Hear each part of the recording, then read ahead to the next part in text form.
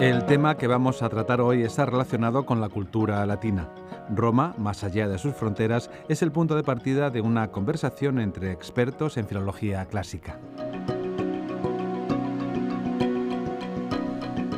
Tomando como referencia la fecha de 476, año de la disolución del Imperio Romano, con todas las precauciones que se deben tomar al hablar de fechas concretas en historia, la toma de Constantinopla, la caída del último emperador romano, Rómulo Augustulo, vamos a acercarnos a las circunstancias culturales y lingüísticas que se desarrollan a partir de ese momento.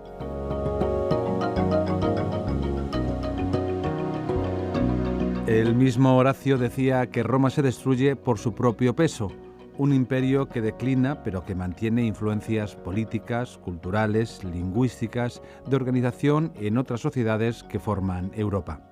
El latín será la lengua de cultura durante la Edad Media y el Renacimiento.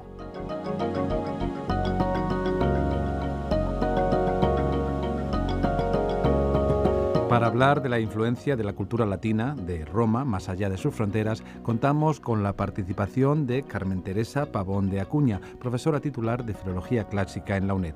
De ella es la idea de este programa y ahora nos presenta a los invitados a esta charla, a este coloquio.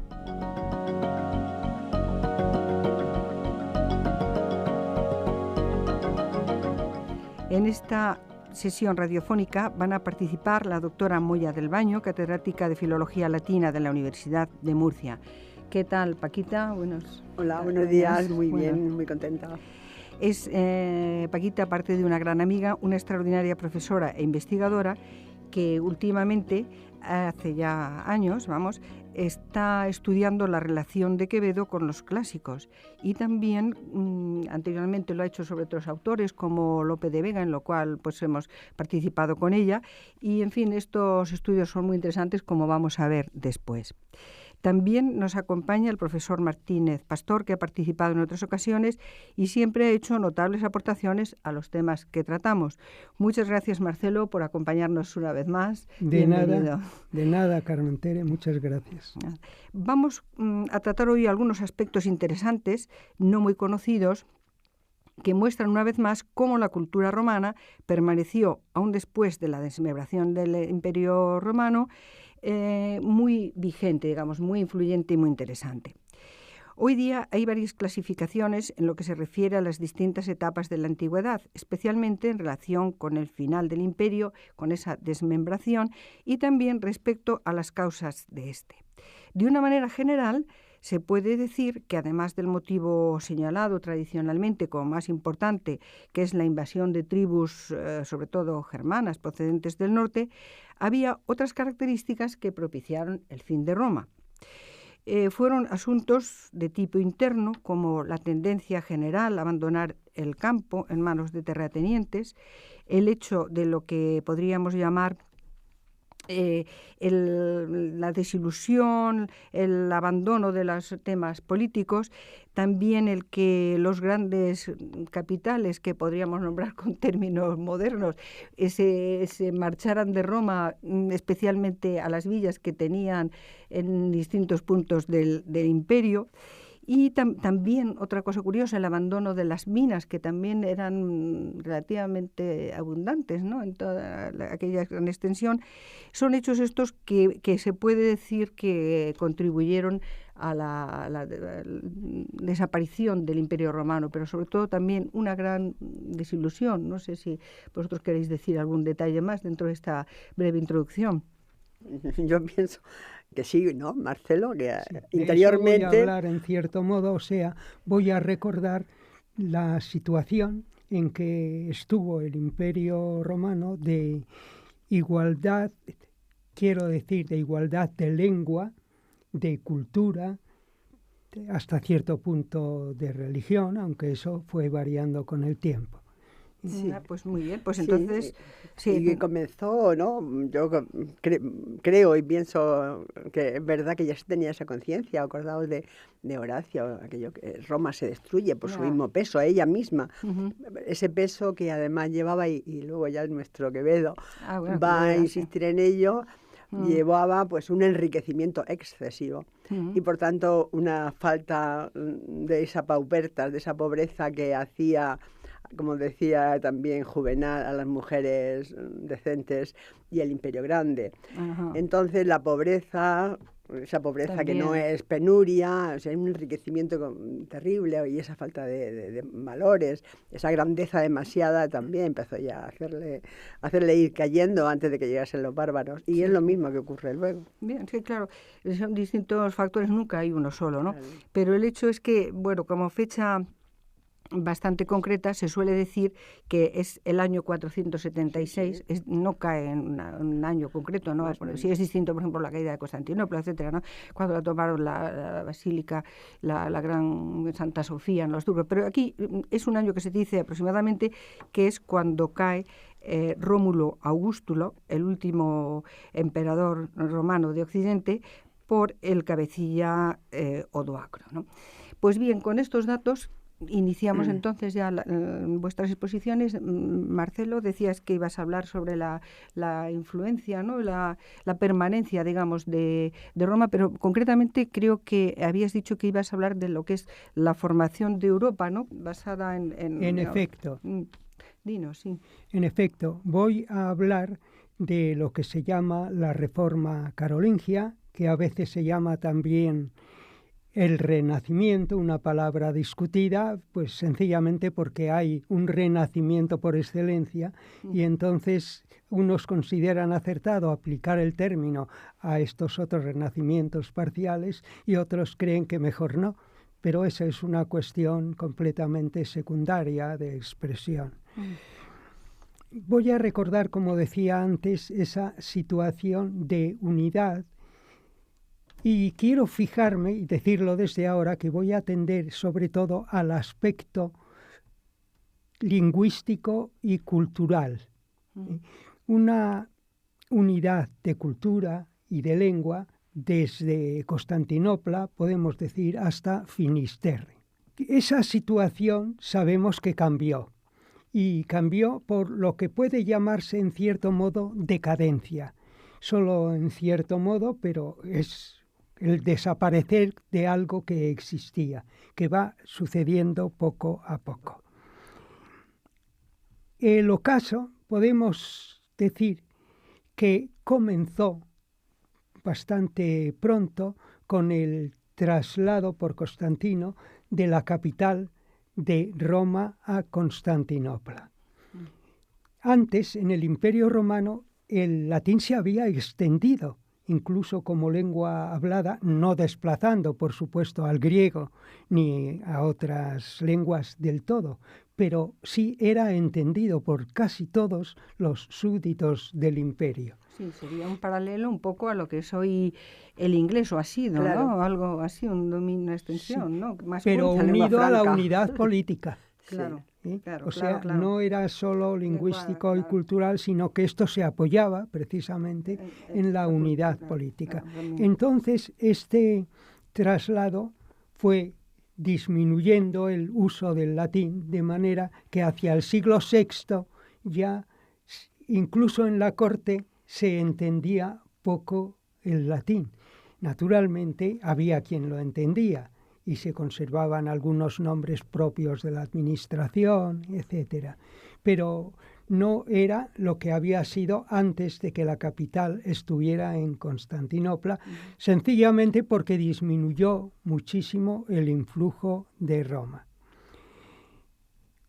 Otra razón muy importante y que habéis nombrado, aparte que habéis nombrado otras razones de tipo social, ¿verdad?, pues fueron en efecto las invasiones. Estas tuvieron efectos distintos en los distintos países a los que llegaron.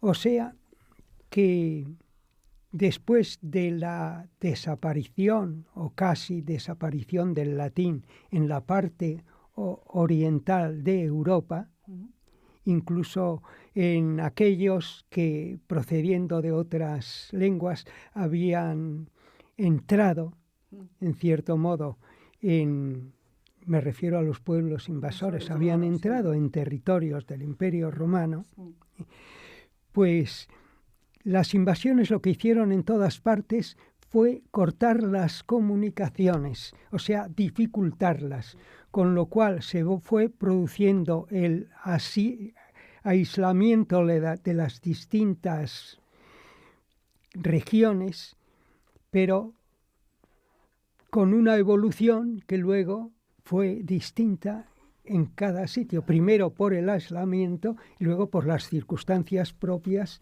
de cada región. Claro. Por ejemplo, en África sucedió algo parecido a lo que había sucedido en Oriente, pero por efecto primero de la invasión de los vándalos y segundo desde finales del siglo VII por la invasión de los árabes.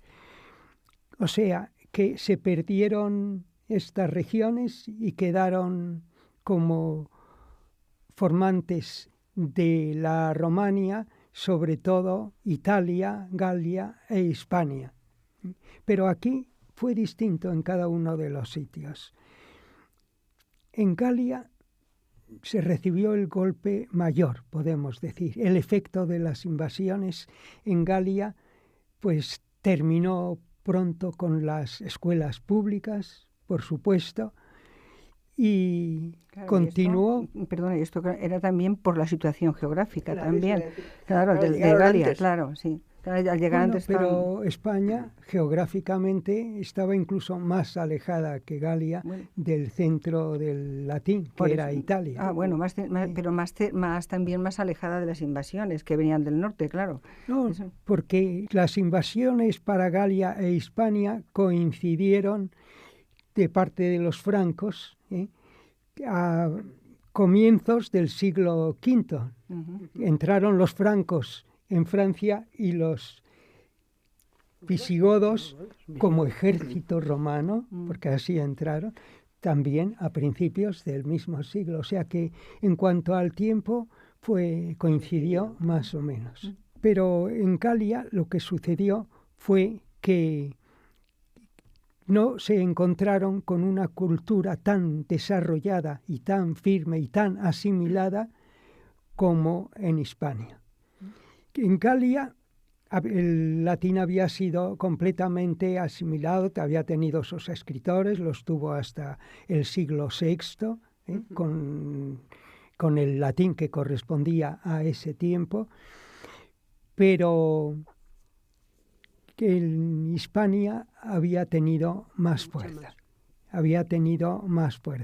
En Hispania había acabado con las lenguas indígenas, exceptuando el vascuence. Eso había sucedido también en la Galia, pero en Hispania la conversión de los visigodos de Recaredo a finales del siglo V, pues produjo un florecimiento extraordinario que se mantuvo hasta el 711. Donde el latín quedó reducido a los mozárabes dentro de España y los demás que pudieron se escaparon. Sí, es verdad que se dice que en general esta situación de florecimiento es en general poco reconocida, o sea, tal vez por nosotros mismos, ¿no? O sea, hay estudios, evidentemente, y tal, pero que a lo mejor no se le da la importancia, ¿no? Que tiene. La importancia de Recaredo y después, sobre todo y a la vez de los nuestros ya, de Leandro de Sevilla o Isidoro en ese momento. Isidoro un momento impresionante, una cultura fuera de lo común. Y luego hay una cosa. Un latín bueno. Isidoro, como decías, es la cumbre de esta cultura y sobre todo que tuvo luego una permanencia a lo largo de toda la Edad Media. Sí. O sea, hay que reconocer la superioridad, sobre todo al final, de la cultura hispánica. En Francia, como digo, acabaron las escuelas públicas, hubo escuelas particulares con profesores particulares, incluso laicos, no solo del clero, y se mantuvieron las escuelas de catedrales y de monasterios. Pero a donde se llegaba, y esto es general también para las otras regiones, era a muy poco. O sea, era a leer, escribir y las cuentas. poco más que esto, no, porque poco a poco fue decayendo la formación. Entonces era una cadena. Y estoy pensando en el final, en el siglo ya VI, que es el final de la decadencia, cuando, como has dicho, termina el Imperio Romano. Odoacro es proclamado por su ejército rey de Italia, y luego los ostrogodos, con Teodorico, pues favorecen en Italia la conservación, en lo que se puede, de la cultura clásica, ya con capital en Ravenna.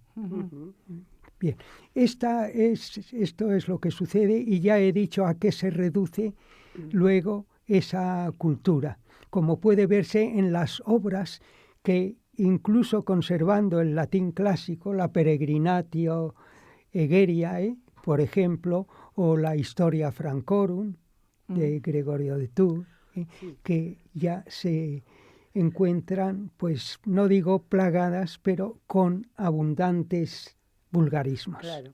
Sí. Pero de alguna manera podría decirse que, en general, lo mismo que decía Horacio, que Roma fue vencida, pero venció a Grecia, pero fue vencida por Grecia, claro, evidentemente, cultura. Pasó algo salvada las distancias, algo semejante, algo salvada las distancias. ¿Tú crees o no? Porque verdaderamente pues, escribían latín los germanos. Estoy tratando ahora de indicar el camino, como el latín, a pesar de esta decadencia en Galia sobre todo, pero esta desaparición de España y esta situación que acaba siendo parecida a la de la Galia en Italia, el latín continuó a lo largo de toda la Edad Media como lengua viva, eso sí, como lengua de cultura, que es lo que había sido el latín literario frente al latín vulgar. Claro, exactamente. Como fue el griego también. Sí. Habían sucedido, aparte de toda esta decadencia, dos hechos de evangelización que fueron determinantes. Del monasterio San Vicente de Lerins, de Lerins, partió una expedición en el siglo V para la evangelización de Irlanda, dirigida por un bretón de nacimiento, pero formado en ese monasterio, y que llevó el latín clásico, pensemos que es el siglo V todavía, ¿no?, a Irlanda. Claro. Lo que sucedió es que San Patricio, conocido todos, fue el director de esa expedición. Lo que sucedió es que los irlandeses recibieron esta lengua con entusiasmo y la convirtieron en su lengua de cultura.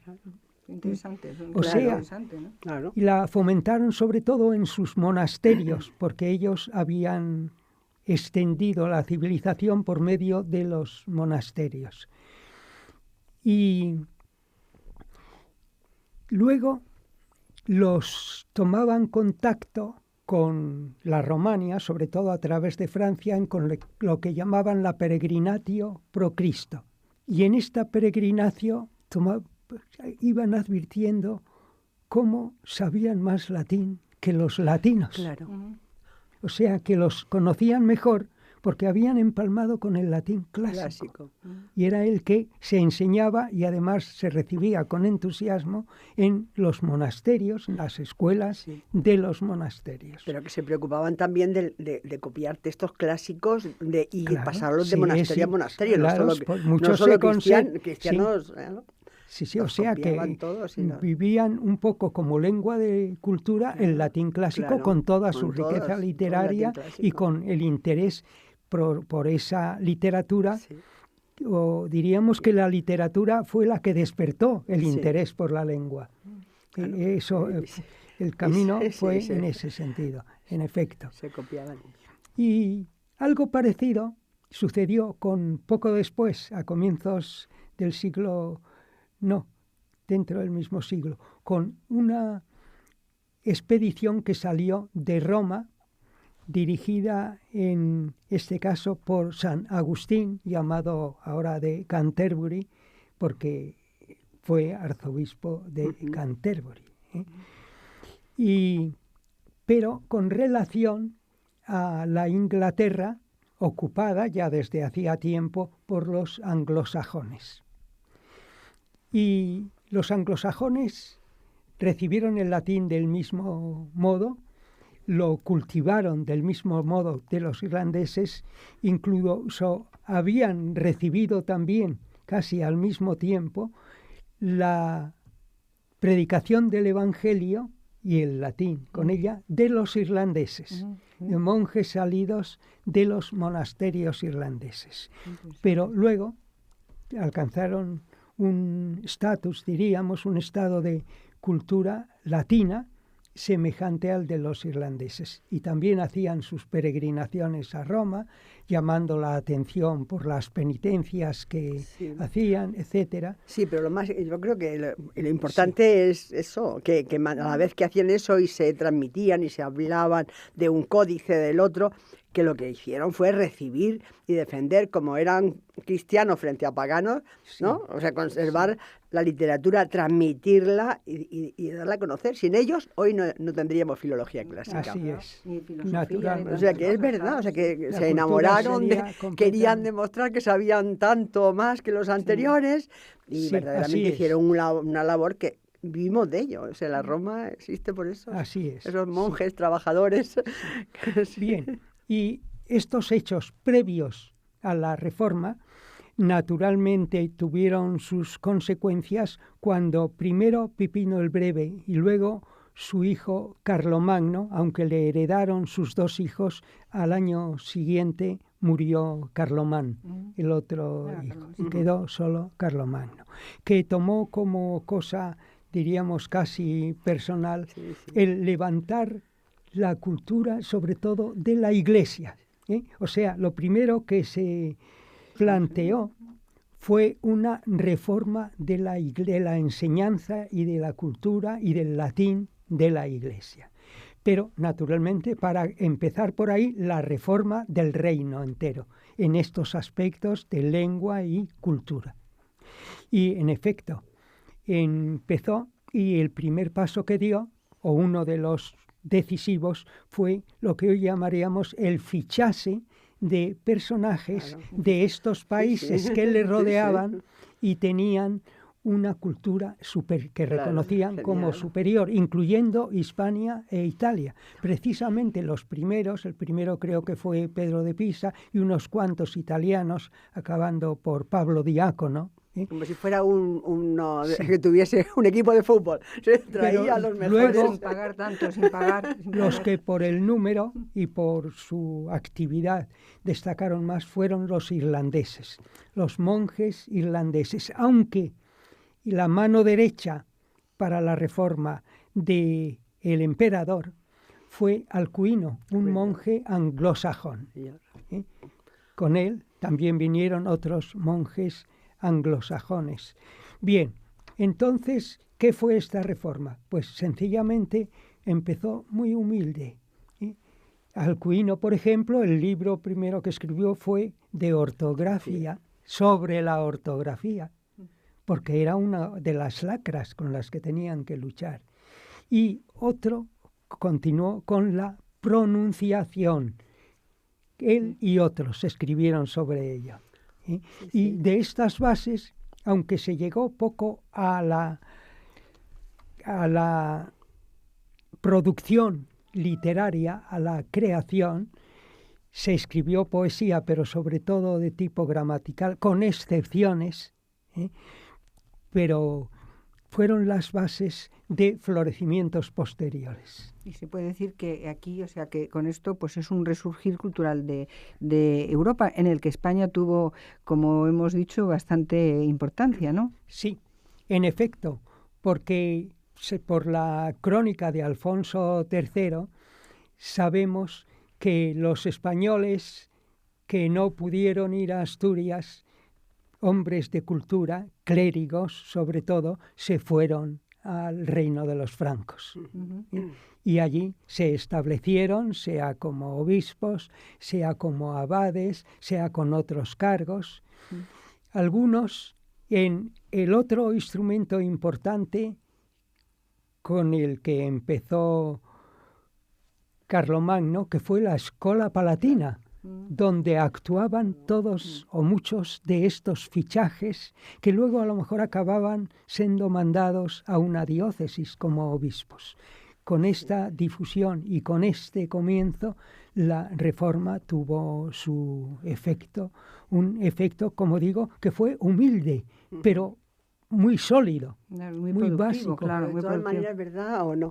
Queda muchísimo por estudiar.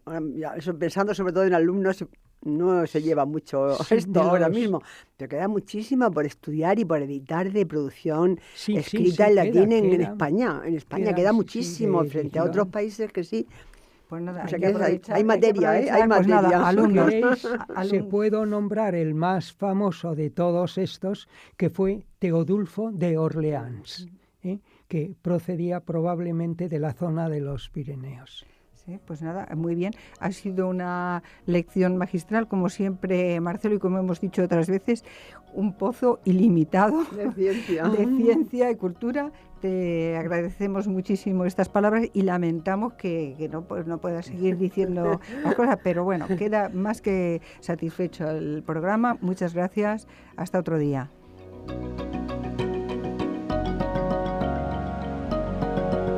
Este programa ha sido posible gracias a la labor de Carmen Teresa Pavón de Acuña, profesora titular de Filología Clásica en la Facultad de Filología de la UNED. Quiero agradecer la participación de los catedráticos Marcelo Martínez Pastor, de la Universidad Complutense de Madrid, y de Francisca Moya del Baño, de la Universidad de Murcia.